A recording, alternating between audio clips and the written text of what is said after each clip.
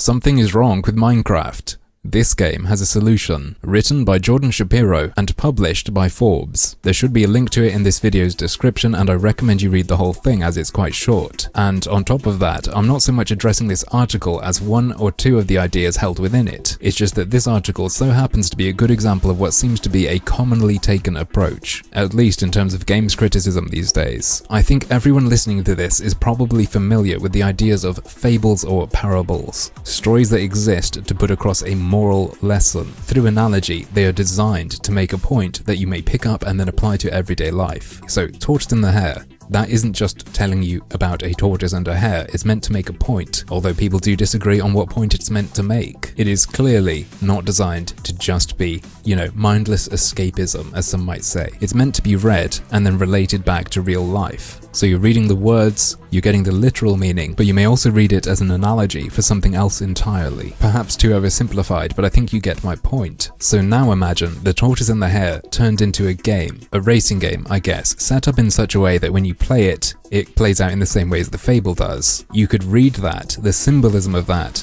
in the same way that you'd read words. It would make a point to you, the same way you'd read the Tortoise and the Hare as prose, and then imagine that situation. You are presented with that situation and you can interpret it to give you a moral or life lesson, to tell you something about the world, or maybe more accurately, to make a suggestion about the world through analogy. Now that doesn't seem too controversial, does it? Someone has put a situation together that is meant to give you a moral lesson. They've set it up deliberately to make an analogy to make you think that. It's a classic fable, just in the form of a game. However, there is a school of thought that says everything we look at, we read as a system of symbols. Even if it isn't meant to be treated as analogy for real life, we treat it as such. So back to this guy's article about Minecraft, I'm going to read an excerpt that outlines his problem with the game. Watching Generation Blockhead play Minecraft should, therefore, make you optimistic about the future. That is, until you realize that on a fundamental level, Minecraft's conception of the life world is problematic. You're probably wondering if I really meant to write life world. What does the game world have to do with the life world? Aren't games just computer-generated and programmer-authored escapes from reality? No. It is time that we accept that video games are one of the primary narrative instruments for the 21st century. Like fairy tales, mythology, and scripture, they are not simply entertainment. They are complex, interactive symbol systems that teach young people how to make sense of their lived experience. It is through narrative tools like these that individuals develop a sense of identity, community, and agency. The game world of today shapes the adult world of tomorrow.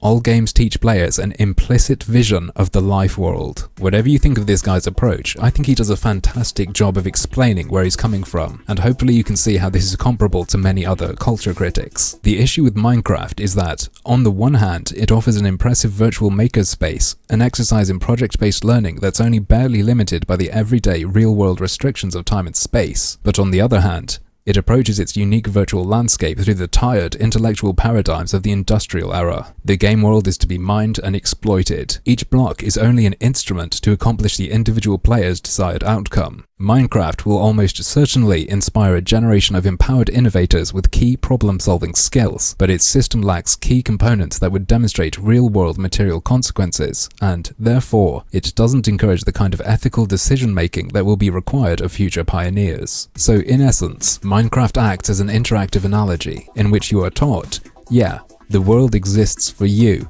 Exploit it, and there are no consequences. Note though that he's not suggesting Notch deliberately set it up that way to teach kids that, but rather, through not actively thinking about it, he's carried over an old, tired intellectual paradigm that will not apply for future pioneers. And to bring this back to a cultural critic you're probably familiar with, who I mentioned before, this is kind of why Sarkeesian took Howard Zinn's idea of you can't be neutral on a moving train. Applied to video games and their relationship to culture, what this means is, if you pretend to be neutral, if you're not deliberately pushing something, you're just going to push what you've picked up, and so you perpetuate the direction that culture is moving in. There is no, my game doesn't exist to teach a lesson, because everything people read, they take lessons from. And if you don't fight your thoughts that line up with the status quo, you are going to perpetuate them. In this article, the example given is passing on an old idea about the Earth existing for personal gain through exploitation and not caring about the environment. So do I think there is harm in viewing games this way?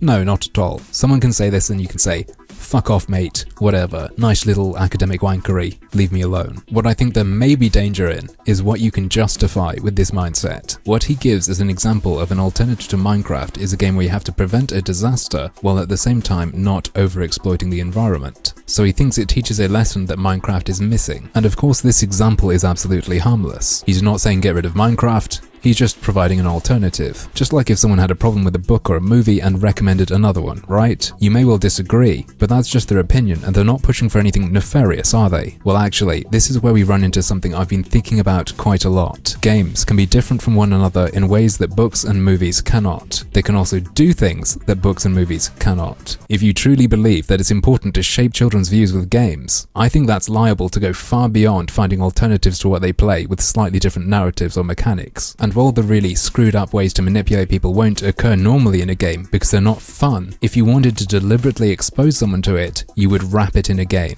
Let me give you an example. Rote memorization. When I was younger, I used musictheory.net to learn how to read music. It's a game where it shows you a note and you click the right one and you do that over and over again and it gets drilled into your skull. If it had lied to me, I would have been screwed. I would have learned the wrong thing and it would have been burnt into me. If you were just making a game to show a story or just be fun, you wouldn't include that. That is not fun. However, if the aim of your game was to drill ideas into someone, you would start with that and then wrap it in a game. Preferably something addictive. Let's say a quiz game that has facts about reality and then a couple convenient politically significant lies. Rapid fire questions, maybe with branding that kids love and they get special rewards if they do it enough times. They do that over and over and over again and yeah, they've learned some facts. They've also learned some falsehoods that are going to change their view of the world because they believe these things are true. Or even a political game for kids in a fantasy world, but with policy that relates to the real world and short rounds. If you pick a set of policies that lean a certain way politically, you win. If you pick a certain set that lean too far the other way, you lose. And this is made deliberately by someone to influence children to think in a certain way. Does that cross a line? What if you think there are people not doing it deliberately, but games out there that influence people the wrong way? Does that justify you manipulating children to counter the effect of games you see out there maintaining the status quo, or whatever you want to say? If all games on some level are indoctrinating children, teaching them how to think, and you think you need to combat some of what's out there influencing children, what exactly isn't justified in fighting that? When does it become too manipulative? The guy in the article has given an example of a game that's being made that has what he thinks is suitable, but what about people deliberately making games to manipulate, to deliberately counter other games? How far can they go in their game design to win the war of ideas? Where is the line? When does it become a tool of self-indoctrination? A while ago, I talked to a guy who put hundreds of hours into Europa Universalis 4 and it drilled false facts into his head, ideas that he recalls as being true that aren't. And that's just an accidental side effect. The game wasn't designed to make that happen. Imagine if people took it up as their task to affect what children believe deliberately and design a game around causing that effect. I see people saying there are games that, intentionally or not, push certain worldviews. I see them saying it needs to be countered with games that push opposing worldviews. What I'm not seeing, however, is any discussion of the potential disaster of encouraging deliberate manipulation of people. If developers start creating software with the primary intention of changing children's worldview and beliefs, how kids interpret the minutiae of the game world will be the smallest worry of mine regarding potential design. But, as usual, that's just another one of my harmful opinions.